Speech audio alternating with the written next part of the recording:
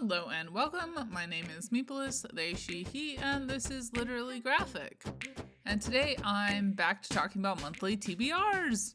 As a few of you probably noticed, I didn't make a TBR for this month, and that was because none of my books came in on time in March, and combined with my general lack of concentration, I was just too overwhelmed and decided to take a month break. Plan my reading week by week, depending largely on what I had on me, and generally calm down. So this plan seems to have worked. So here we are, trying another monthly graphic novel, TBR. Because of this lackadaisical approach to scheduling reviews in April, I will only be getting to the next volume of Sandman this coming Monday, in the process of reading now. Fun times. I will be reading and reviewing Volume 7 later this month to keep on track for my Vertigo read-through. And because of the layouts of days of the week this month, we do have a third mainstream Monday to fit in. So I will be trying to also read V for Vendetta this month. We shall see. I have previously read V for Vendetta and have a lot of opinions about it and how it relates to the film adaptation, etc. I don't think I ever actually reviewed it before, however, so that should be interesting. It is one of 2 Alan Moore titles that the Realm of Comics Book Club picked for August. As they are both chunkers, I definitely want to read ahead on that one. I'll also be picking up The Best We Could Do, which is actually this month's pick for Realm of Comics Book Club. I've tried to pick this title up a couple of times before, but never actually cracked it open, so I'm hopeful this final deadline will be the push I need to actually get to it. As far as manga goes, I am still trying very hard to get around to rereading Pink by Kyoko Okazaki. After that, I hope to pick up the first 2 volumes of Revolutionary Girl Utena.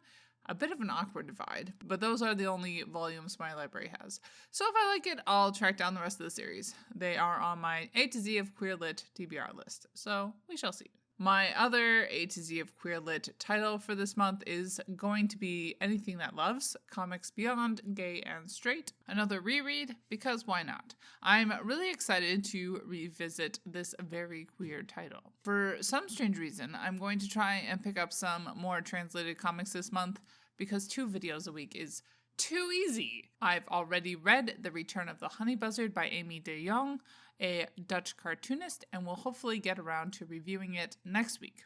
I had been assuming I would review it this week before the end of the month, but then I realized I wanted to do a TBR video. After that, I hope to read and review Artemisia, translated from the French. This was very much an impulse pick, as I'm finding it hard to resist graphic novels about historic painters, apparently. My Black created comic to read this month is Amazon's Abolitionists and Activists, a graphic history of women's fight for their rights by Mickey Kendall. This book has been on my TBR for far too long. I would certainly recommend everyone pick up Kendall's other book, this time with no pictures, Hood Feminism, 5 stars. May is also the month I'll be picking up RX, a graphic memoir by Rachel Lindsay, another book I've meant to read for a while, a common theme in my life, really, and this time part of my anti-ableism TBR. This would mark the end of my first TBR, so you should be expecting a second soon as well. But that concludes my TBR for the month of May. What books, readathons, etc. are you signing up for next month? Definitely share in the comments. Bye y'all, keep reading and organized end capitalist oppression.